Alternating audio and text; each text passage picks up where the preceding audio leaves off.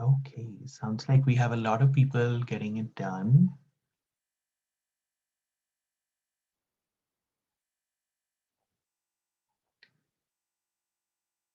Okay, so let's start sharing the screen. I think you can see now who's in the room. We have a lot of graduate assistants, a lot of entry-level professionals, mid-level professionals, faculty, and some undergraduate students as well.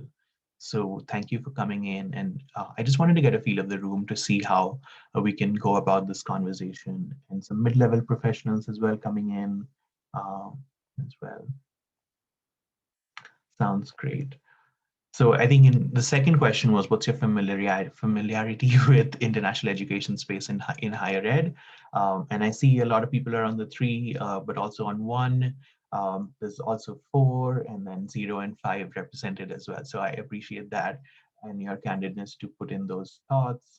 Um, how often do you interact with international students in a week? A vast majority of people say 0 to 5 students, some 6 to 20 students, and then 41 plus is a very small minority there. So thank you for that as well. And then approximately, what do you think is the contribution of international students to the US economy in the fiscal year 2019-2020? This is just not to gauge your knowledge on that metric, but just to get a feel of the room as to, who thinks what and what do you think is the best representation in terms of finances or economic value. So a lot of people say 1.5 billion. Some people say 20 billion, 16%, and there's kind of an equal distribution between 150 million, 750 million, 40 billion, and 60 billion. Um, I'm just reading everything out to, make everyone accommodate everybody's skills and abilities. So please bear with me on that. Uh, and then the last question was, do you have a lot of questions on this topic? Um, and the vast majority of people say, not necessarily, but I'm here to listen. So I'm really thankful for that as well. And if you could actively listen, but also actively participate, that would be really nice. Otherwise, this would be a really dull session because a lot of the conversation that we really want to have is based on collaboration and sharing of our thoughts and our experiences. So if you could do that, that would be wonderful. Okay, so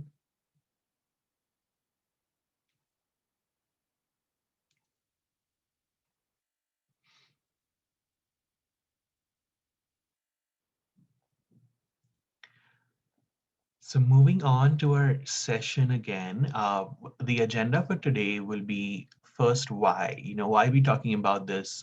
Why does it even matter to you? The second one is who, like who are these international students that we keep talking about? Why do they matter, and who are these people? What do they do? Their life stories, things like that. And then the third one is wait, what? In the sense of like what is happening, is this real, is this international education space the way it is right now, and that kind of gives you a reaction of wait, what? And then the last one is me. So and that's actually you, so what you can do towards building this international education space a little bit better, and we'll talk about how you can benefit and you can involve yourself in this conversation as well. And the last one would be really closing conversation. So any questions, any thoughts, any sharing, any reflections, suggestions, concerns, all of that. We'll get to that as well. But feel free to unmute yourself anytime in the conversation, and ask questions or ask clarifying doubts, and I'll be happy to walk you through that. But first, it's 9:25 where I am at in Colorado, and probably 11:25 in Eastern time. I do want to take a quick moment, and we'll do this every so often within our presentation, to just give you a time to debrief with yourself, with your body. So I'm going to ask you to breathe in and like just inhale and exhale for a second, just to think about all the things that we're going to talk about, that it can be it can be inducing stress and anxiety and all of those different emotions. So I just want you to take a little bit of a second to just relax and breathe and take a pause. um,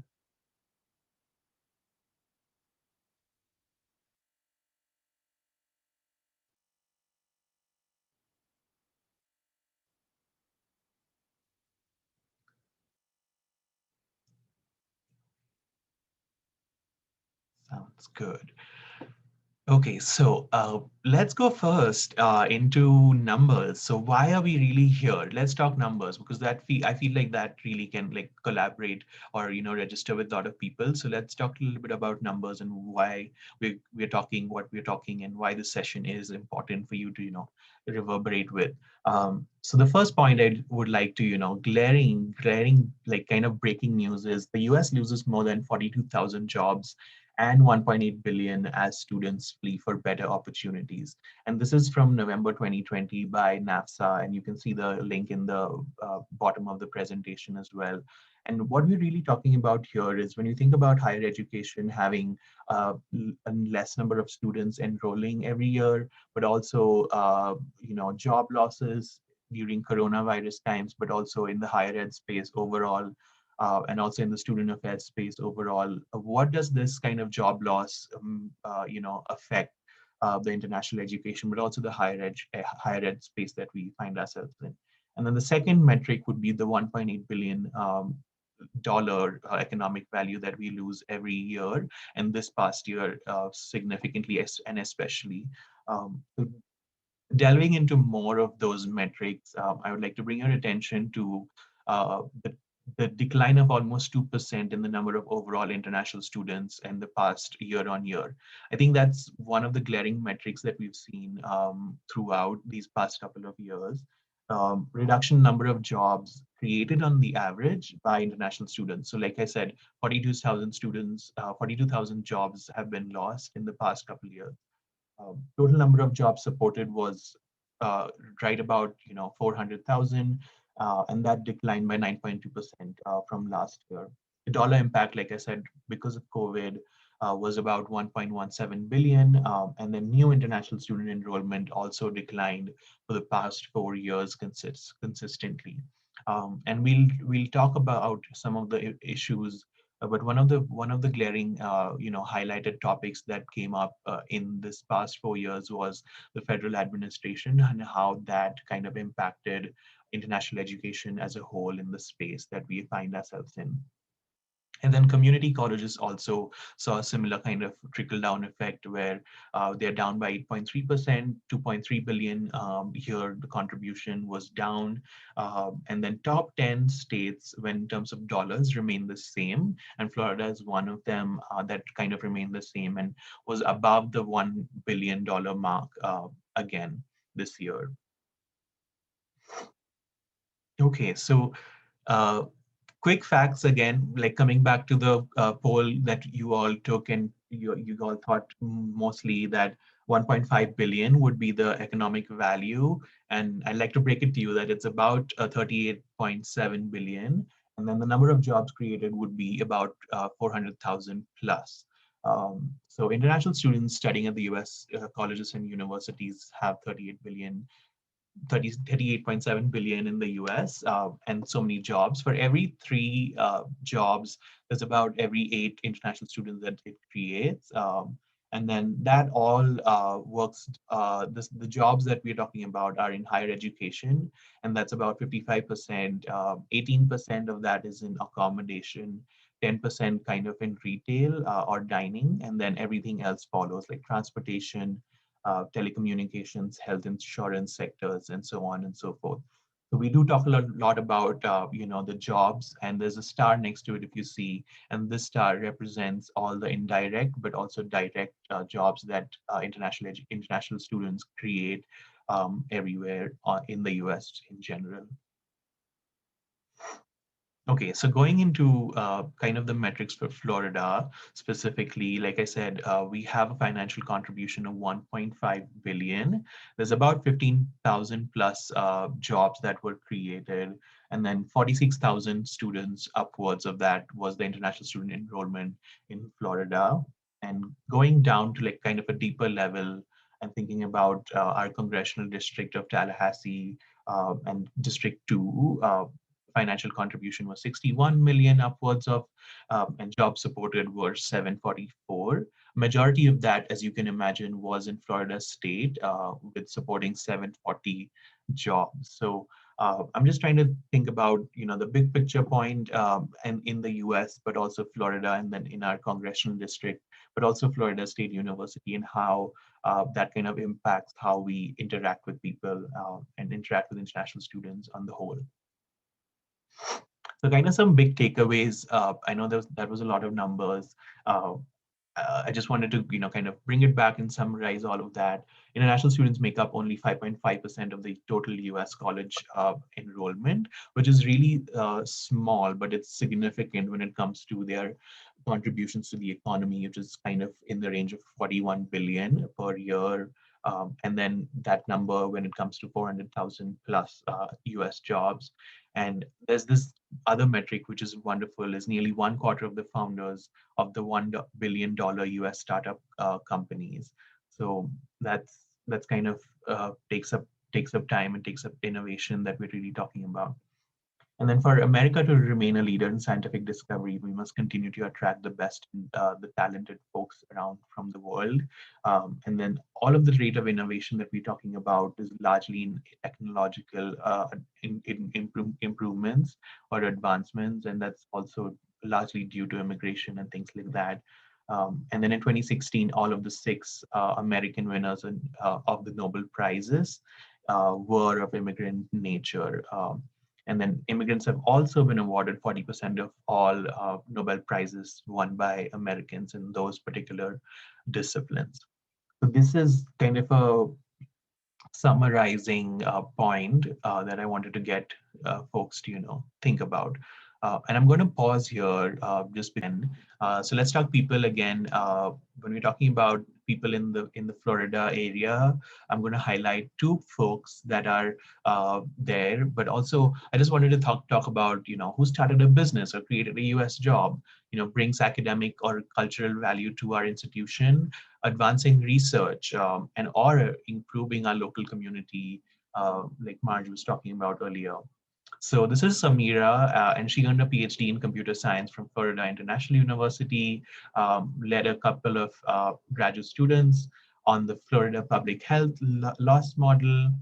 She also interned at the Volkswagen Research Lab in Silicon Valley, has already had 30 peer-reviewed journals that's been cited over 280 times.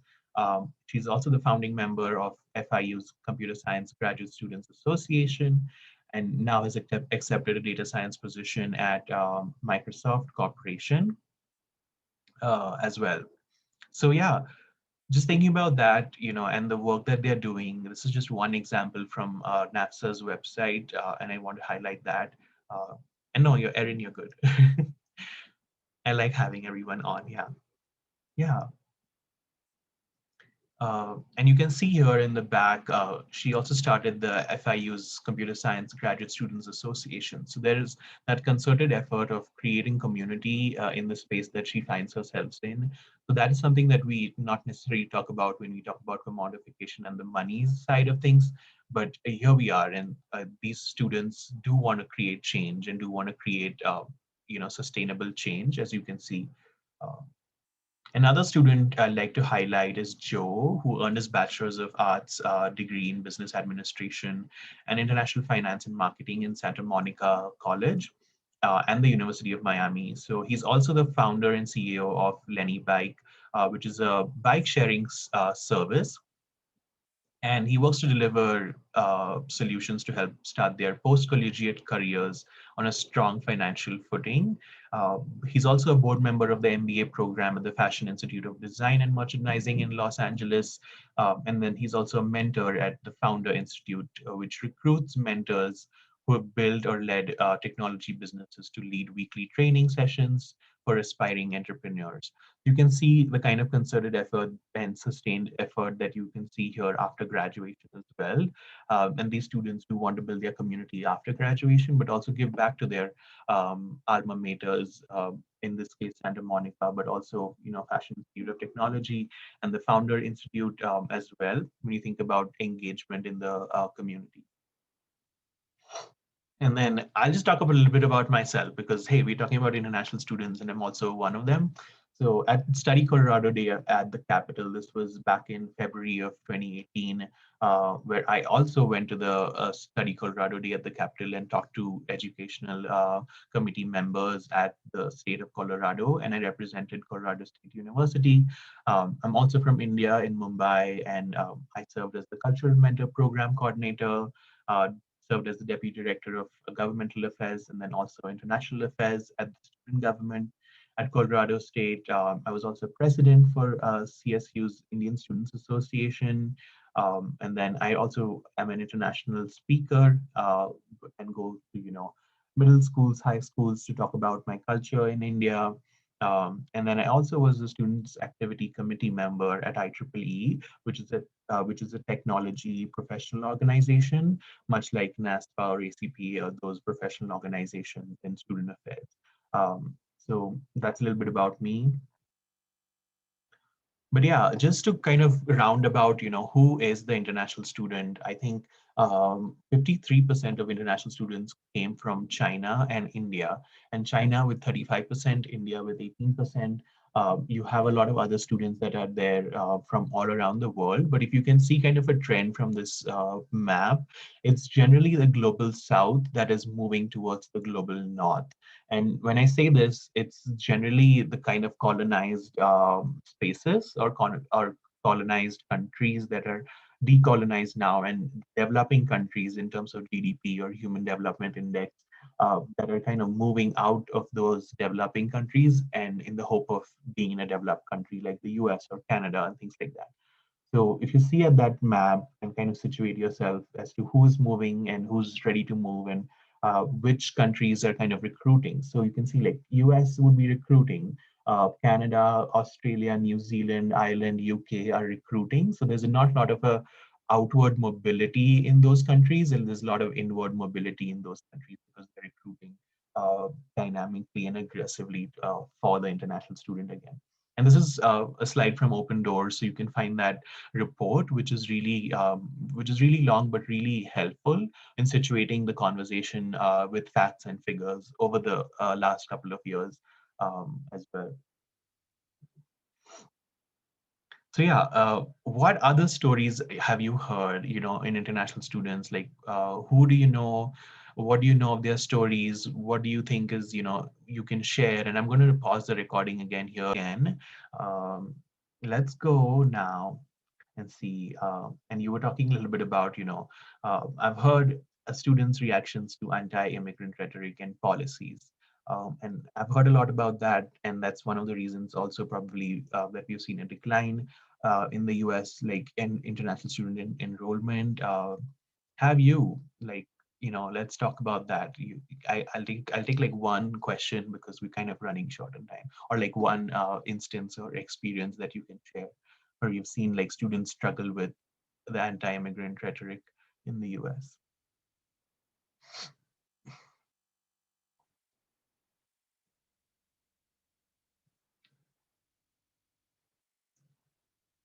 To our presentation. Um, but just before that, I just want to take you like take a break. Yeah.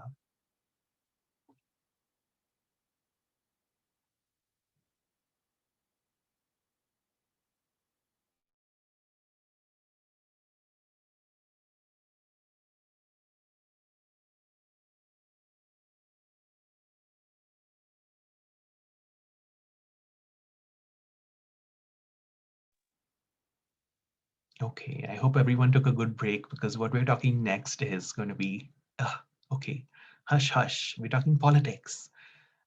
Okay, so let's talk about the Trump era right away. That was not something that people saw coming. The international education space was kind of shook. Uh, I put this picture up here because when you're talking about international education and globalization and things like that, we do talk about connecting dots rather than building walls. So this is a really good example of this image where they've built seesaws across the US-Mexico southern border, and how students are interacting or children are interacting with each other based on like their nationalities. So at a glance, when you think about the last 4 years in the Trump era, this is kind of kind of a 101 in like couple of bullet points as well. There's 400 plus executive actions that were taken. There was border and interior enforcement, which means ICE and SEVP and USCIS and all of those other wonderfully acronymed associations. There was refugee settlement and asylum laws that were kind of repealed. There was DACA and undocumented populations. And I do want to point out the difference between DACA as well as undocumented populations.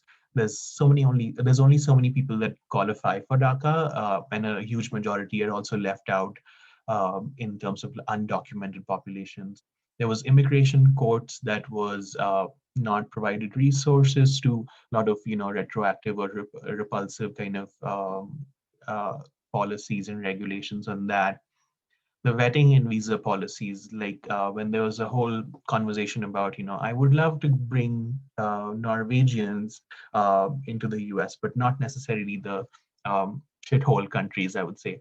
So there was a lot of that vetting and like visa processes, and that also led to travel bans, interlocking measures when it comes to how one regulation does not necessarily affect you directly, but it does affect you indirectly, considering all the other layers of international students, regulatory authorities, and then regulation policy and programming changes. So we saw a huge flurry of all of these policy changes happen. And one of the first ones that I want to bring to you folks' attention is the student one that happened in July 6th, this past summer. So starting July 6th, this was kind of the news. And I want you to just, soak in as much as you want in terms of these news highlights.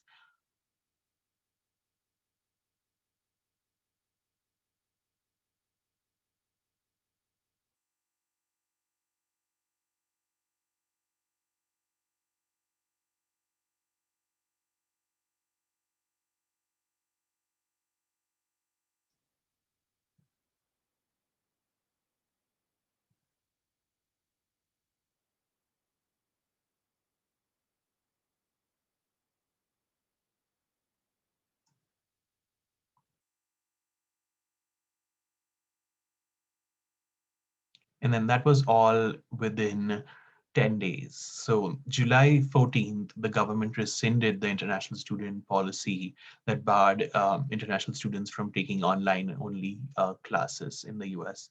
So when you think about that, how does that work out with, travel plans or folks that cannot exit the US necessarily because of like flights being restricted? Or how does that work with unlawful presence and that counting into the ISIS hands? There's a lot of that conversation that we can have, but we don't necessarily have the time to go into all of that detail.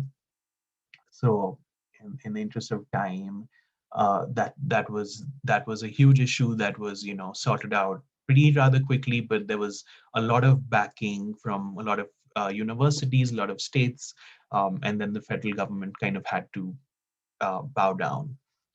And then there was the WeChat ban. So for folks who know what WeChat is, for folks who don't know what WeChat is, it's kind of kind of a group me or kind of a messaging platform, instant messaging platform that a lot of our Chinese communities use in the US and in China. And banning the use of WeChat was kind of a indirect blow to the economic kind of trade wars with China that was happening, and a lot of communities in the U.S., international communities, were kind of saddened by this law because it didn't allow them to communicate with their family back home. And we think about like a support system in the US and the lack thereof, and then thinking about if they need a support system and you have like this one wonderful app that allows you to do that, and then there's a ban on that. Um,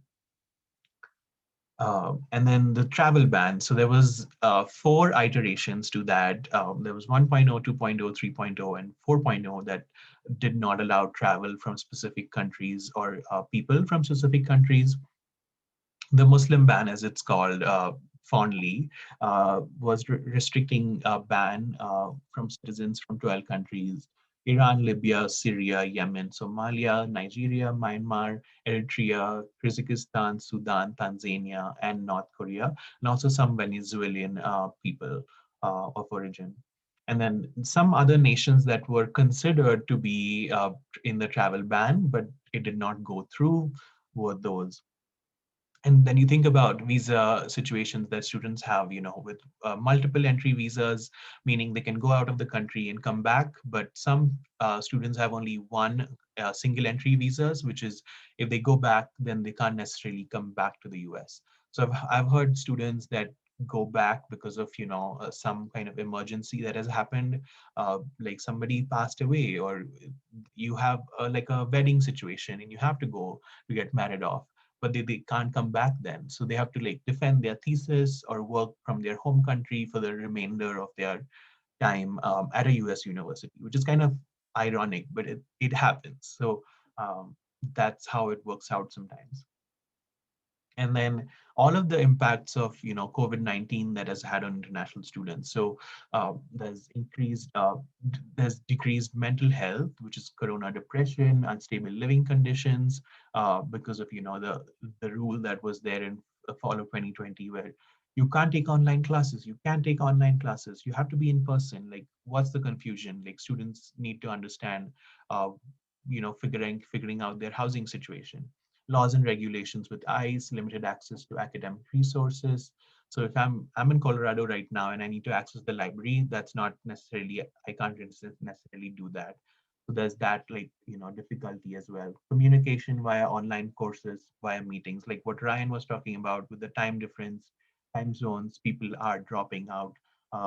Pervasive racism during pandemic. So in the beginning of the pandemic days, we saw a lot of Chinese students and a lot of Asian passing students in the US that were wearing masks, but were being called out on because they were wearing masks, and people were thinking, hey, that folks like over there have the virus, so let's stay away from them. But then down the line, couple of months down the line, everybody was wearing a mask. So you can see that discrimination happening. A lot of Asian passing students also got, bashed up in the face, for example, for going by and giving them the corona or like the China virus. So when you think about all of those thoughts, how does that work out in terms of a COVID world? Limited opportunities for career development, and I can speak about that for hours and hours. But with the Buy American, Hire American kind of regulations that were in place, a lot of companies were deterrent to hire internationals, even though they had all of the paperwork, all of the right documents, and things like that. People just wanted to stay away from hiring internationals because of the uncertainty that it brought within their hiring like practices. And then obviously social isolation. So when you think about having a support system, even like US students, domestic students face this. But then when you think about not having a family or going back to like Thanksgiving break, for example, international students can't go to Thanksgiving break for a week to their home country because you probably have to quarantine for 14 days, so that isn't feasible anyway. So all of those thoughts, and Dr. Koo and others have kind of led this, spearheaded this, research, and they published this article in 2020. So it's pretty recent as well. So I know that was a lot, and you'd want to take a little blank slide. So I'll let you take that, and if you can just breathe in for a second.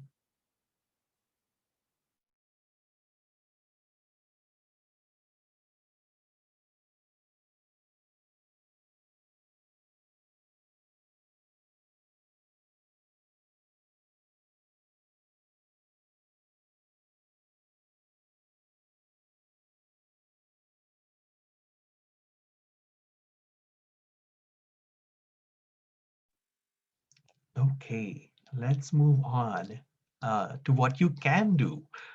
I think you can make all of the difference in the world, literally and figuratively, in this space, because if you can speak out on behalf of international students, because you have a voice that is not necessarily as loud and as legal as international students, because they can't necessarily participate in protests in the Black Lives Matter movement. They can post things on social media, but if a TSA officer, at the checkpoint at port of entry stops them and says, "Hey, what have you shared on social media? Like, this is wrong," and you can be sent back on the same flight you came.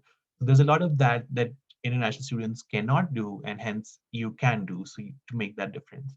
Um, so going in, all of these associations do a lot of work, and all of the lot of the facts and figures that I was sharing earlier were from these associations. But if you can identify with, one or maybe two or many of them in the associations realm, you can start connecting with those, and I can help you connect with several of my colleagues in the space of international education.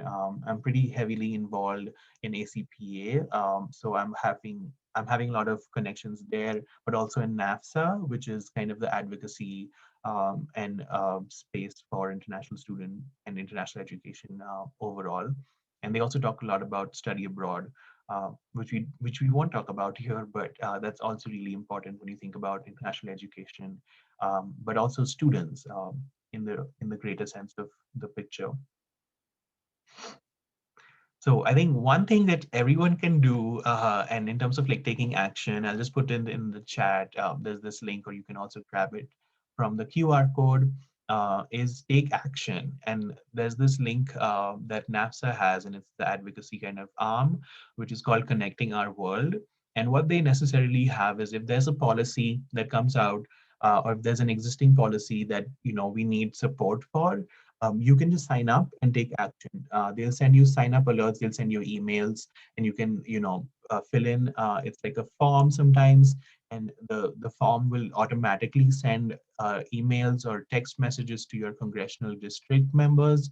That way, your voice is heard.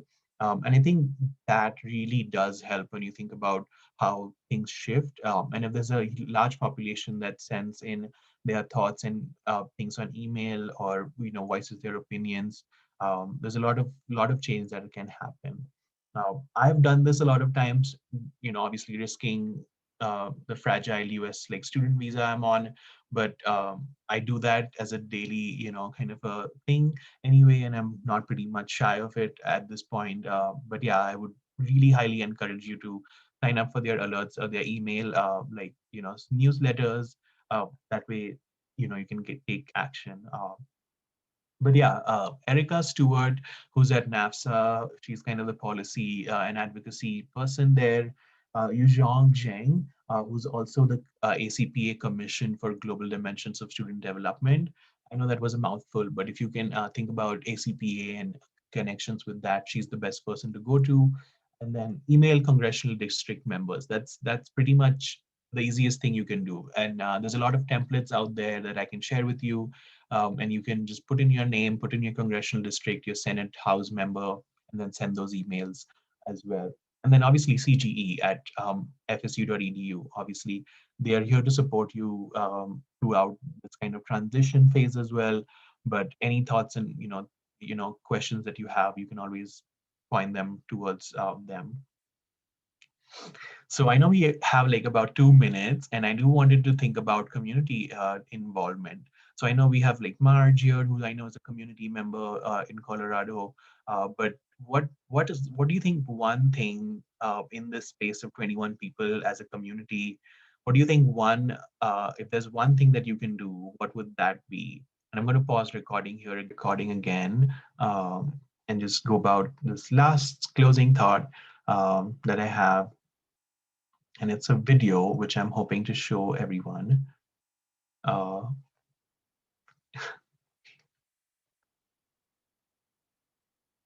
okay, there we go.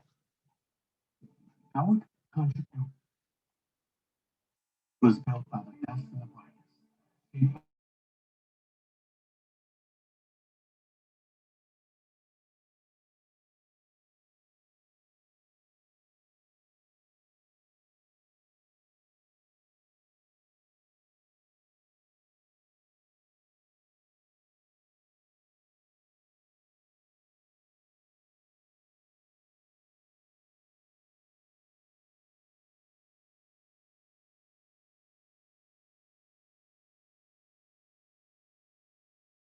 appreciate the value they add.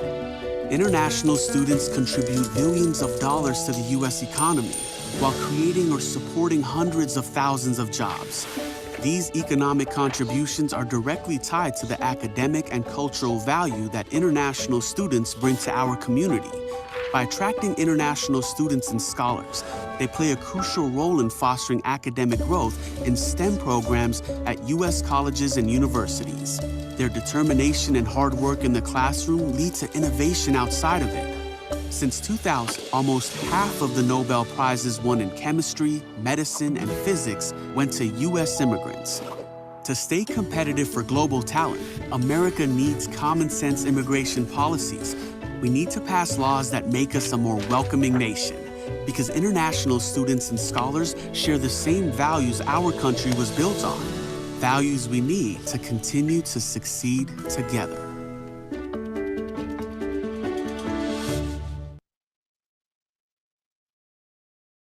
Okay, so that was all that I had. I want to leave you with this wonderful quote um,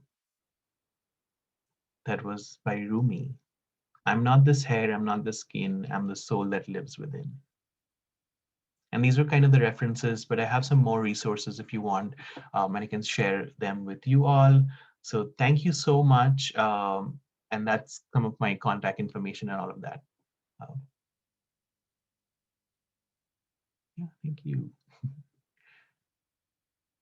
And I'll be here for a little while if folks need to process, but feel free to, have your lunch.